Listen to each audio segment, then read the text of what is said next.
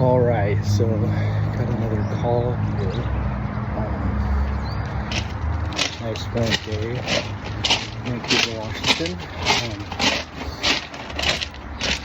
Customer said that the condenser fan will come on slowly and kind of ramp up and then get up to speed and then shut off. So we're gonna see what's going on. All right, so here's the unit. I think it's from 2018. So Linux. Looks to be in pretty decent condition. I'm gonna bump the contactor on and see what happens.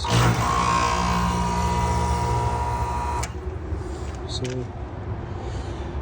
condenser fan is not spinning. I'm gonna check volts and the capacitor. Considering that it's warm, it's a strong chance that the capacitor has lived its life and moved on into the next room. Okay. Capacitor is discharged after I remove the power. Here's the rating of the capacitor, and they have an allowable range of plus or minus 5% of the rating. So let's give it a check. So 45 for this one.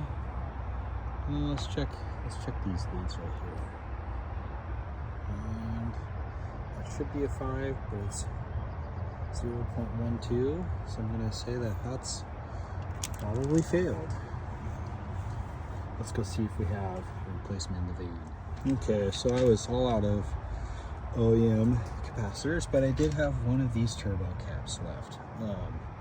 So let's see how this goes. Wired it all up, power restored. Let's push the contactor in. We have fan spinning. Here we go. There she is, all buttoned up. Since I'm here, I'm gonna grab the gauges.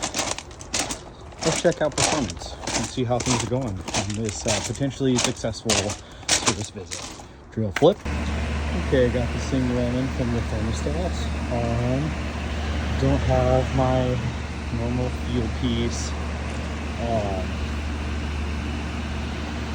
probes here with me today, so I'm going with these guys, which are fine. Hoses aren't my favorite, but it is what it is.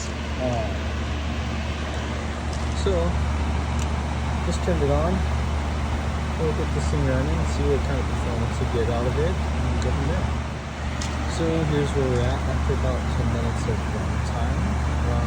Seeing some good data there. Runs quiet.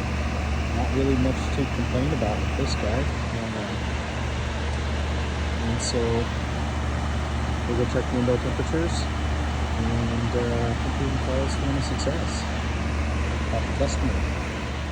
One thing that I did notice is this vapor saturation temperature has been floating from around 28 degrees to 33 degrees, so that could be a touch of a concern. Airflow seems to be okay. The supply registers are shut off, and the filter is pretty much brand new. There's probably just maybe some issues with the supply ductwork or something along those lines, or just a variety of reasons that number could be a little lower than what we'd like to see.